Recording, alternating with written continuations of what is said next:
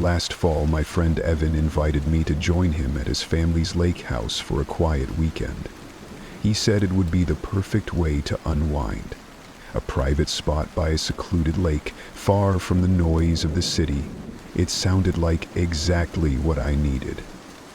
We arrived late Friday afternoon. The place was small but cozy, tucked away in the woods with a dock leading out onto the water. The lake was calm and eerily still, like glass. Evan mentioned that the property had been in his family for years, though it had sat mostly unused lately. The first night was uneventful. We cooked dinner, had a few drinks, and sat by the fire pit. Around midnight, Evan went to bed, but I stayed outside for a while, enjoying the silence. That's when I noticed something strange. Ripples spreading across the surface of the lake. It wasn't windy, and there was no sign of wildlife. I brushed it off as my imagination, but as I turned to go back inside, I thought I saw movement near the dock. It looked like someone, or something, slipping into the water. I called out, but there was no answer. The next morning, I told Evan about it, but he laughed it off, saying the lake had a way of playing tricks on people. He joked that it was probably just a fish. That evening, things got stranger. As the sun set, the lake seemed darker than usual, almost black. While Evan and I sat on the dock, I thought I heard faint splashing in the distance. Evan didn't seem to notice, but the sound grew louder, closer, until it felt like something was just beneath us. I leaned over the edge of the dock to look, but Evan grabbed my arm and pulled me back. "Don't do that," he said, suddenly serious. When I asked why, he just shook his head and said, "It's getting late, let's head inside." That night I couldn't sleep. Around 2 a.m. I heard a faint knocking sound. It wasn't coming from the front door or the walls, it was coming from the dock. Against my better judgment, I got up to check. The moonlight illuminated the lake, and at first, everything seemed normal. Then I saw it. A figure standing at the edge of the dock, completely still. It wasn't Evan. I froze, unsure of what to do. The figure turned slowly, as if it had noticed me, and started walking toward the house. But its footsteps didn't make any sound on the wooden planks. I backed away and locked the door. In the morning, Evan was gone. His room was empty. His bag still there, but no sign of him. I searched the property, shouting his name, but the only sound was the soft lapping of the water. When I got to the dock, I noticed something odd. The wood near the edge was damp, like someone had climbed out of the lake. I tried calling Evan's phone, but it went straight to voicemail. Desperate, I packed up and decided to leave. As I was driving down the long dirt road back to the main highway, I glanced in the rearview mirror. Evan was standing at the edge of the lake, staring at me. I slammed on the brakes, but when I looked again, he was gone. I never went back to the lake house, and Evan's family claimed they hadn't heard from him either. The police conducted a search, but found nothing. No body, no sign he had even left the property. The worst part? Sometimes late at night, I still dream about that lake. In those dreams, I'm standing on the dock, looking into the water, and I feel something staring back. Whatever it is, it's waiting for me to return. Last summer, I decided to rent a cabin near a remote lake to get away from everything for a week. I had been feeling burnt out and thought the solitude would help me recharge. The place was small and rustic, with a view of the water that stretched for miles. It seemed perfect. The first few days were uneventful. I spent my time fishing, reading, and exploring the trails around the lake. It was quiet, so quiet that the slightest noise seemed amplified. On the third evening, just as the sun was setting, I noticed something unusual. There was a boat floating on the far side of the lake. I hadn't seen anyone else around since I arrived, and the cabin owner had assured me the lake was private property. The boat wasn't moving, and I couldn't see anyone in it. It just drifted slowly, as if someone had abandoned it.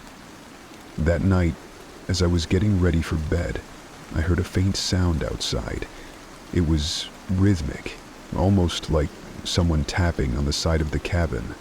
I froze, listening carefully, but it stopped after a few seconds. I told myself it was just the wind or an animal, and went to bed. The next day, I went down to the dock to check if the boat was still there. It was gone, but as I looked around, I noticed something unsettling. Footprints in the mud near the water. They weren't mine. I spent the rest of the day trying to shake off the feeling that I wasn't alone. That night, I heard the tapping again, but this time it was louder and more deliberate. When I worked up the courage to look outside, I saw ripples spreading across the water, even though the lake was perfectly still. By the 5th day, I was ready to leave. I packed my things and decided to head out early the next morning. That evening, I stayed inside, keeping the doors locked and the curtains drawn. Around midnight, I woke up to the sound of water sloshing, like something heavy moving through the lake. I tried to ignore it, but then I heard the unmistakable creak of wood. Someone was on the dock. I grabbed a flashlight and hesitated at the window, debating whether to look. When I finally did, I saw the boat again. Tied to the dock, a figure stood next to it, motionless, staring at the cabin. I couldn't make out any details, but the way they stood, completely still, sent chills through me. I ducked out of sight and waited, heart pounding. The tapping started again, this time at the window. When it finally stopped, I peeked outside. The figure was gone, and so was the boat. The next morning, I left without looking back.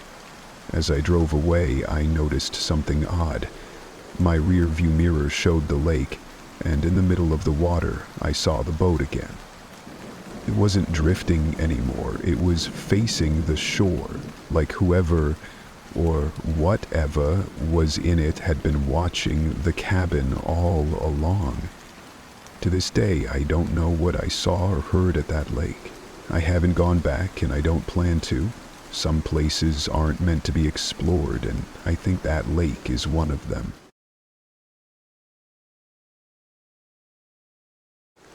Last September, my girlfriend Emily and I decided to spend a weekend at a small rental cabin by Clearwater Lake. The cabin was charming, but isolated, with no other homes visible from the property. We wanted a quiet getaway, and the place seemed perfect for that. The first night was peaceful. We grilled dinner, played cards, and enjoyed the view of the moonlight reflecting off the lake. The water was so still it looked like a mirror. Before heading to bed, Emily joked about how eerily quiet it was. No birds, no insects, just the sound of the occasional ripple on the water. The next morning, we decided to take a canoe out onto the lake. It was calm, almost unnaturally so. As we paddled further from shore, I noticed a small island in the distance. It was overgrown with trees and brush, and there didn't seem to be any paths or signs of activity. When I mentioned it, Emily said she'd read something about Clearwater Lake having a history, though she couldn't remember the details. Something about the island, she said. We laughed it off, joking about ghost stories, and paddled back to the cabin. That night, things started to feel off. We heard faint splashing sounds coming from the water, even though we hadn't seen a single fish or bird all day. At one point, Emily swore she saw someone standing on the island, watching us. I looked, but it was too dark to see anything clearly. Just as we were about to go inside, a noise stopped us cold. A loud, echoing splash, like something massive had dropped into the lake. We stood there, frozen, but the water was still again in moments. We decided to call it a night. The next day, Emily wanted to go back out on the canoe, but I wasn't feeling it. Something about the lake was starting to get to me. She insisted, so we compromised. We'd stay near the shore. As we paddled, the island loomed in the distance. I couldn't stop staring at it. That's when Emily said, "Do you see that?" She was pointing at the shoreline. At first, I didn't see anything, but then I caught it. A figure, partially obscured by the trees. It was hard to tell if it was a person or just a shadow, but it didn't move. Emily wanted to head back, so we turned the canoe around. As we paddled, I glanced over my shoulder and saw the figure had stepped closer to the water's edge. That night, the noises started again. Splashes, ripples, and what sounded like faint whispers carried over the water. I tried to convince myself it was the wind, but Emily wasn't so sure. Around midnight, she shook me awake. "There's someone outside," she whispered. I got up and peeked through the curtains. At first, I didn't see anything, but then I noticed a dark silhouette near the dock. It wasn't moving, just standing there staring at the cabin. I turned to tell Emily to stay inside, but when I looked back, the figure was gone. I checked the locks, making sure everything was secure.